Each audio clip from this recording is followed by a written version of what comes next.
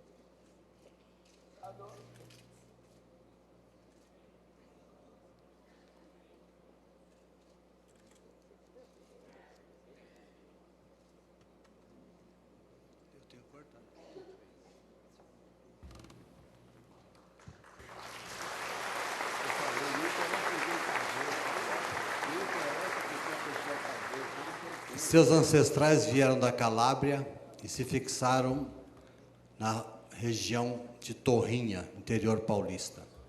Seguiu os passos do bisavô, fundador da cooperativa daquela cidade, que teve várias filiais. Seu pai foi vereador e presidente da Câmara Municipal. Iniciou carreira política, foi eleito vereador, presidiu a Câmara Municipal. Em 2008, candidatou-se a prefeito. Pegou 75% dos votos. Manteve a votação em 2012 e é uma grande, jovem liderança política da região. Chamamos o jovem prefeito de Torrinha, Tiago Rodrigo Rotiti.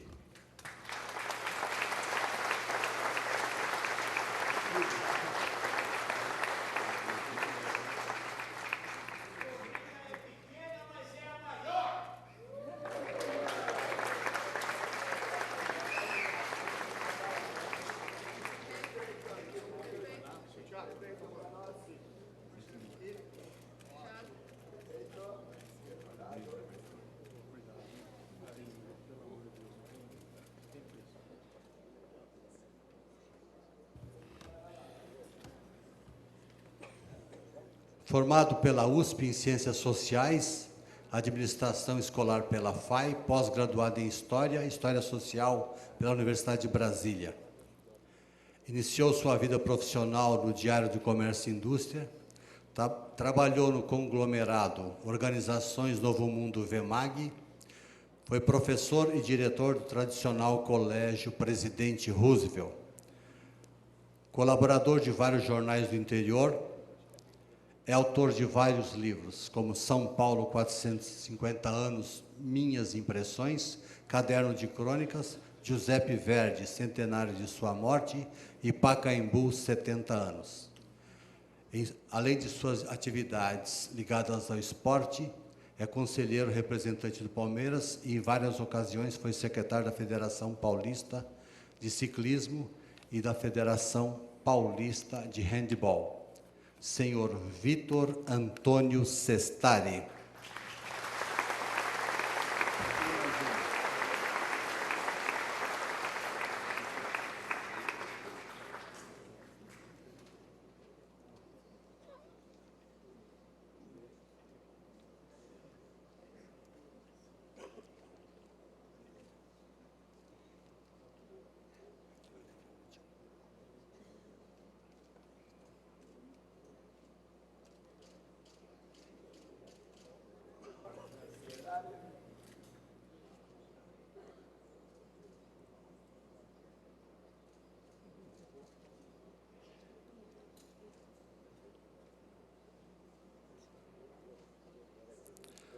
Bem jovem, ele começou a ajudar os mais necessitados em sua comunidade, e aí nasceu a sua vocação religiosa.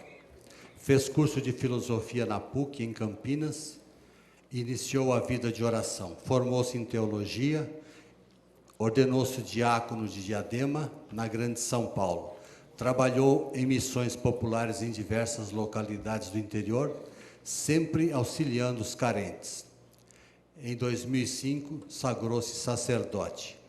Realizou intenso trabalho pastoral com a juventude da periferia paulistana, principalmente em Cidade Tiradentes. Depois foi para a Diocese de Bragança Paulista, onde atuou como sacerdote em Itatiba, Socorro, Nazaré Paulista, Mairiporã e Morungaba. Nessa cidade, ele mantém intenso trabalho de assistência, principalmente em busca de uma entidade que possa atuar na recuperação de dependentes químicos e álcool. Pároco de Morungaba, chamamos o padre Vitório Gomes de Moraes.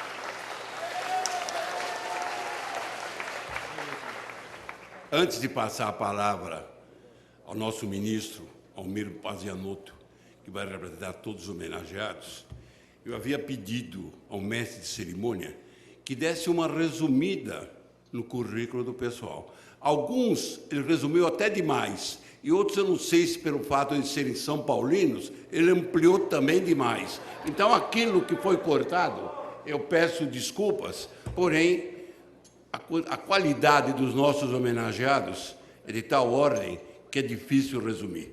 Passo agora a palavra ao representante dos homenageados, ministro Almir Pazianotto.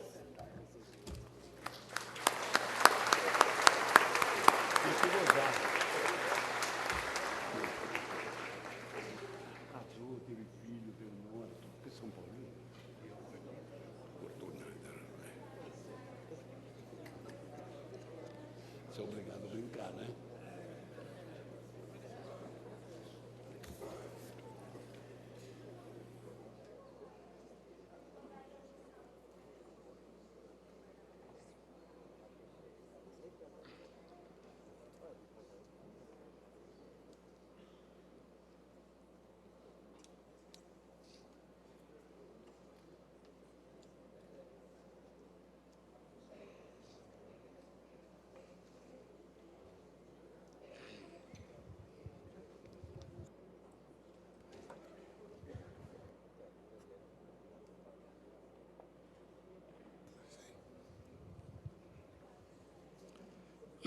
Excelentíssimo senhor deputado Vitor Sapienza, que preside esta sessão solene,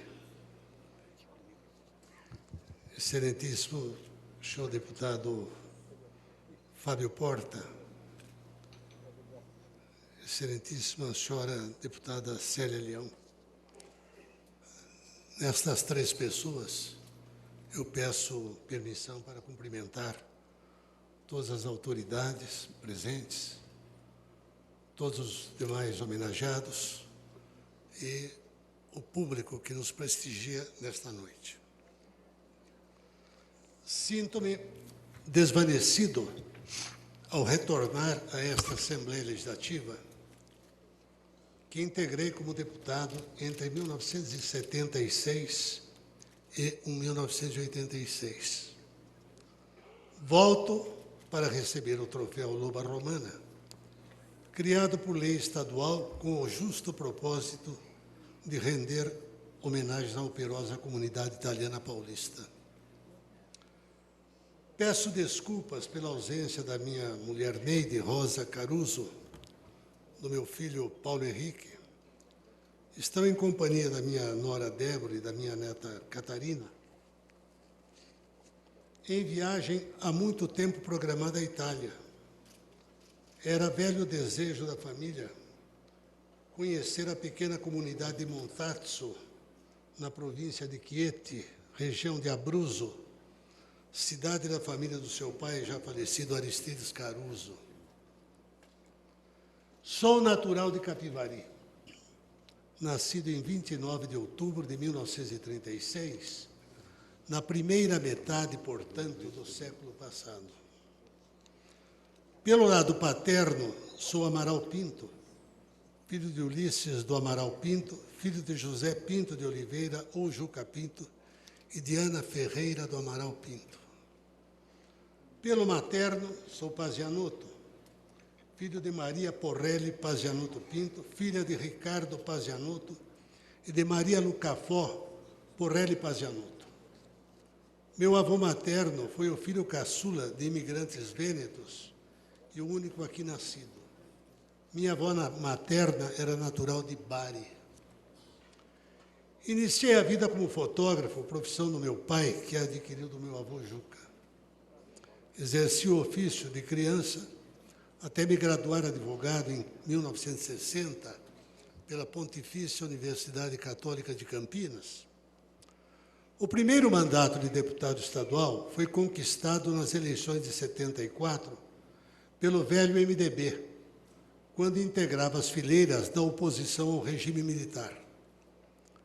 As eleições restritas ao poder legislativo foram disputadas sob o governo do general Médici, sucedido em 75 pelo general Ernesto Geisel. Em 1978, me reelegi, o que voltou a acontecer em 1982, quando o MDB se transformara no PMDB. Em 1983, licenciei-me da Assembleia para assumir a Secretaria de Relações do Trabalho do governo Franco Montoro. Em 1985, pedi novo afastamento para atender ao chamado de Tancredo Neves, que me convocou para ser ministro do Trabalho. Em setembro de 88, após 3 anos e meio à frente do Ministério, fui indicado pelo presidente Sarney para assumir o cargo de ministro do Tribunal Superior do Trabalho, onde me aposentei na presidência em 2002. Vivi durante esses anos todos a lenta transição do regime discricionário para a democracia, participando das campanhas pela restauração do Estado Democrático de Direito. Senhoras e senhores, disse alguém que o brasileiro resulta da combinação de 3 culturas: da magia dos negros, da ociosidade dos indígenas, dos privilégios dos portugueses. São Paulo, Paraná, Santa Catarina, Rio Grande do Sul, em razão do clima semelhante, foram os estados preferidos pelos primeiros imigrantes de sangue itálico. Vinham em busca de uma nova pátria para criar e educar os filhos, às custas de muito trabalho. Nada indagaram sobre as condições de vida que iriam encontrar, pois estavam dispostos a todos os sacrifícios em um país ainda novo e baixíssimo nível de desenvolvimento. Em Capivari, cidade natal, e na vizinha Rafar, numerosas são as famílias de origem italiana. Para relacioná-los em parte, em homenagem a elas, além do que tenho armazenado na memória, busquei ajuda em Almeida Grelê, autor de Capivari, 1832-1932, João Augusto Bastos de Matos, que editou Oriundi, Os Italianos em Capivari, Capivari em 2 décadas, de José Roberto Guedes de Oliveira. Pazianotto, Porrelli, Jarussi, Maschetto, Bosio, Vigorito, Busato, Armelin, Forte, Giuliani, Forner, Anichino, Franchi, Quagliato, Turola, Janota, Pagotto, Bresciani, Albertini, Angelini, Lembo, Ferracciu, Assalim, Quibal, Carnelossi, Andrello, Parisotto, Pavan, Cerezer, Moroni, Chiarini, Colnaghi, Turchetti, Borghese, Bison, Boccardo, Battistella, Batagin, Bacega, Carravero, Adio, Balan, Conselvan, Panserini, Bizin, Bossolan, Bragion, Piai, Catel, Brunierotto, Scaffolio, Grisotto, Dalfabro, Fornaziere, Favotto, Tempesta, Ricovini, Schincariol, Panza, Ortolani, Cristofoli, Crocomo, De Marco, Rusa, Stucchi, Torin. São algumas das famílias que, no final do século XIX e primeiras décadas do século XX, enriqueceram a fértil região banhada pelo rio Capivari, com talento, trabalho, amor à família, religiosidade. A primeira notícia da presença de imigrante italiano em minha cidade encontrei no livro de Almeida Grelet. Registrou o pesquisador que, em 26 de julho de 1881, o negociante Emílio Capossoli, recentemente chegado da Itália, inaugurou a sua fábrica de calçados, denominada Casa Capossoli. Em 4 de agosto de 1885, de acordo com o mesmo historiador, assentou-se a primeira pedra do futuro mercado municipal, cuja construção foi entregue a Sabatino Faustione, cujo nome não deixa dúvida da origem italiana. A cerimônia estiveram presentes outros imigrantes, como o padre Inácio Bizazzi, Girando Calvito, Francisco Pianelli, Nicola Tedesco, Desantori Biagio, Miguel Russo, Teófilo Portela. Ainda segundo Grelet, entre os anúncios publicados no jornal Gazeta, em março de 1900, encontramos o do fotógrafo Antônio Nacari, a alfataria parisiense de Antônio Nespoli, a oficina de caldeireiro e funileiro de Vicente Panza, e Jaru Cibus e vendedores de solas de qualidade. As relações recolhidas por Grelet de alunos do grupo escolar na primeira década do século passado citam, ao lado de tradicionais famílias brasileiras, como Silveira, Pestana, Camargo, Mota Queiroz, Silva, Carvalho, Vilares, Godoy, Aguiar, Amaral, os nomes da primeira geração de filhos de imigrantes italianos: Messina, Giovanetti, Corazza, Conforte, Gambale, Bisso, Quaglia, Dati, Pasqualini, Guidetti, Marrassini, Cortelazzi, Alcadipani e Cardinali.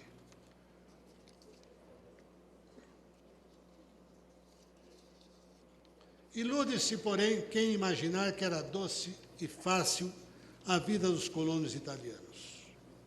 Trazidos para substituir o braço escravo, alforriado pela Lei Áurea de 13 de maio de 88, os carcamano, ou macarroni, como eram denominados pelos naturais da terra, conseguiram conquistar espaços na economia, educação, política, ao preço do trabalho de sol ao sol e de incansáveis sacrifícios. No campo e na vida urbana, o cenário era o mesmo. O Brasil do século XIX e das primeiras décadas do século XX ignorava-se a legislação do trabalho ainda em fase inicial na Europa. A sindicalização, conquanto prevista por lei de 1907, era encarada com hostilidade pelos empregadores e reprimida pela polícia. As organizações de associação de defesa e solidariedade, grêmios, uniões, sindicatos, federações, só se fazia possível em porões, de maneira clandestina, e não raras vezes a polícia era acionada para desfazer reuniões destinadas a difundir doutrinas socialistas, comunistas, anarquistas ou formular reivindicações em insensíveis empresários. Registra Everardo Dias, autor de História das Lutas Sociais no Brasil, que de 1903 a 1930 não houve sindicato que tivesse vida regular e livre de intervenções policiais. Caio Prado Júnior, no clássico Evolução Política do Brasil, examina detidamente a situação dos primeiros imigrantes. Os proprietários, diz ele, habituados a lidar exclusivamente com escravos, e que continuavam a conservar muitos deles trabalhando ao lado dos colonos, não tinham para com estes a consideração devida à sua qualidade de trabalhadores livres. Os contratos de trabalho que os imigrantes assinavam antes de embarcarem na Europa e desconhecendo ainda completamente o meio e as condições do país onde se engajavam, eram muito frequentemente redigidos em proveito exclusivo do empregador e não raro com acentuada má-fé. Prossegue o escritor. Os imigrantes que chegavam em grupos numerosos eram, depois desembarcados em Santos, imediatamente fechados e trancados em vagões de estrada de ferro. O trem que os conduzia para São Paulo depositava-os diretamente no pátio da hospedaria dos imigrantes, que pensadamente se localizara à margem dos trilhos da SPR, hoje Estrada de Ferro Santos-Jundiaí. A greve de 1907, deflagrada para obrigar o empresariado paulista a reajustar salários desvalorizados pelo aumento do custo de vida, é marco histórico no direito sindical brasileiro. Pela primeira vez, a capital do Estado parou. Atemorizado pela dimensão do movimento, o governo estadual pediu auxílio federal e recuou. Acordo intermediado por jornalistas, entre os quais o escritor e poeta capivariano Amadeu Amaral, foi afinal obtido com a garantia de anistia aos grevistas, para ser violado tão logo o operariado retornou ao trabalho. A persistência dos imigrantes não poderia deixar de trazer resultados. À medida que conseguiam economizar recursos, adquiriam porções de terra, montavam destilarias artesanais, produziam aguardente e açúcar mascavo, até conseguirem levantar engenho mais tarde transformado em usina. Na cidade partiam para a formação de modestas oficinas, de onde emergiriam pequenas indústrias que com o tempo se transformaram em conglomerados empresariais. O mesmo sucederia no comércio, serviços, transportes, instituições financeiras. De empregados se converteram em patrões. Outros enveredaram pela vida pública, para o jornalismo ou profissões liberais, como advogados, professores, médicos e engenheiros. Senhores deputados, senhoras e senhores, exemplo expressivo de integração multicultural encontramos nesta Assembleia Legislativa. Ao meu tempo de deputado, aqui conviviam como membros do MDB e Arena representantes de famílias tradicionais, como Aguinaldo de Carvalho, Dulce Cunha Braga, Evandro Mesquita, João Lázaro de Almeida Prado, Valdemar Lopes Ferraz, Caio Pompeu de Toledo, e netos de imigrantes, a exemplo de Manuel Sala, André Pescarini, Adail Vettorazzo, Januário Mantelli, Vanderlei Simeonato, Doenha, Fernando Scalamandré, Doreto Campanari, Vicente Bota, André Benassi, Atiro Shimomoto, Nabia Bichedi, Walter Awada. Ao tratar das contribuições de três culturas combinadas na formação da cultura do povo brasileiro, omiti a milenar cultura italiana. Dos bisavós e avós da Península da Bota, herdamos, além do amor ao trabalho, às artes, à literatura, à boa massa e ao bom vinho, o inderrotável otimismo.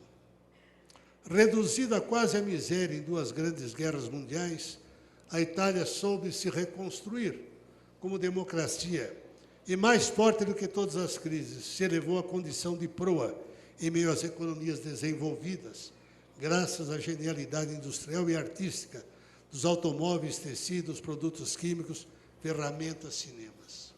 São Paulo, este país desenvolvido, que tantas semelhanças guarda com a Itália, somente foi possível graças aos sacrifícios incansáveis a que se submeteram nossos antepassados. A vida é bela. Para tomar de empréstimo o título do laureado filme de Roberto Benigni, e no que acreditam os italianos invariavelmente, capazes de reunirem forças para sobreviver e se recuperar.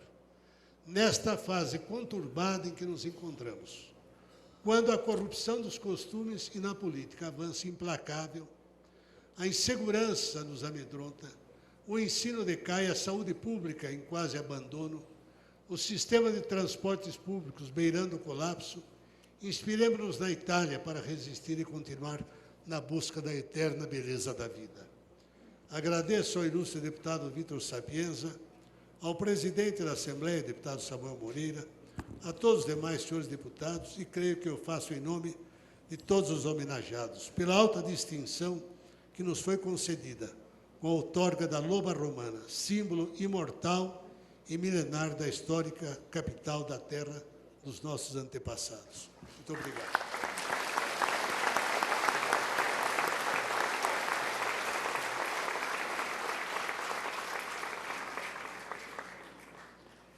Essa presença quer também registrar a presença do senador Fausto Longo, eleito no parlamento italiano, que, por razões diversas, ele não teve assento à mesa, tendo em vista um possível atraso ocorrido à sua vinda.